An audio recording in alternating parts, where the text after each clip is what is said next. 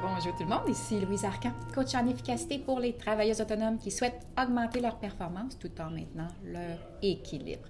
Alors aujourd'hui, c'est déjà le 7e rituel. Ça a passé très vite. Je suis vraiment, je suis impressionnée de la vitesse à laquelle ça roule, parce qu'en fait, je réalise que j'en aurais peut-être plus que 10 à vous proposer.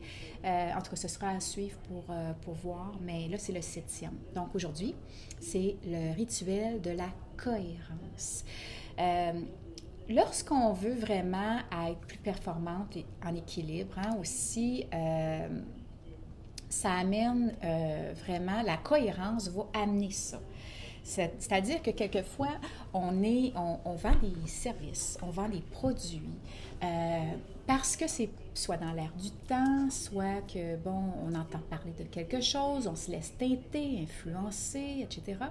Puis on se rend compte, je vibre pas ça. Je me sens, c'est pas moi. Ça m'empêche de dormir le soir. Je comprends pas. Je me sens confuse. J'avance pas. J'ai juste le goût de procrastiner. Mais c'est parce que dans le fond, la cohérence n'est pas là. Parce que quand il y a cohérence, tout s'aligne, tout devient harmonieux. Donc, ce que je vous propose, c'est vraiment la cohérence. Donc, du moment où ce que vous avez un doute, posez-vous la question, est-ce que ce que je suis en train de faire ou de vendre ou de proposer, que ce soit des clients, des collaborateurs, parce que quelquefois, ça peut être même avec des collaborateurs. Je vous donne un bon exemple. Dans ma carrière de designer, moi, j'avais à travailler avec beaucoup d'entrepreneurs. Puis, avec les entrepreneurs, ça marche go, go, go, tout ça. Puis, je devais activer un mode fâché.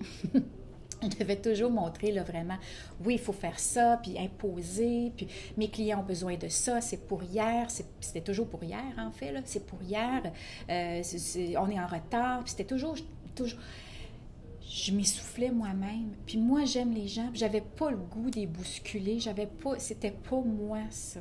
Donc, ça crée vraiment beaucoup d'insatisfaction, de confusion. J'étais pas en cohérence du tout avec ma mission de vie. Donc, vous, quelle est votre mission de vie? Donc, voir vraiment, êtes-vous en cohérence? Du moment où vous sentez là, que ça vous empêche de dormir, que vous n'êtes pas bien, que vous sentez du déséquilibre, vous n'êtes pas heureuse, ayez le courage vraiment de prendre une pause puis de vous poser la question, qu'est-ce que je peux modifier? Qu'est-ce que je peux faire autrement? Qu'est-ce qui se passe en fait? Donc, ce rituel-là, de vous poser la question régulièrement.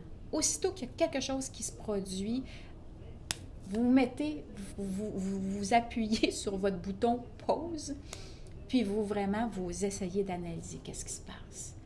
Puis vous mettez des actions pour améliorer la situation. Ça ne veut pas dire que moi, dans ma carrière de designer, je n'ai pas tout balancé du jour au lendemain. J'ai essayé de mettre des mécanismes en place et tout ça. Bon, finalement, j'ai décidé de passer à autre chose, à faire un changement de carrière.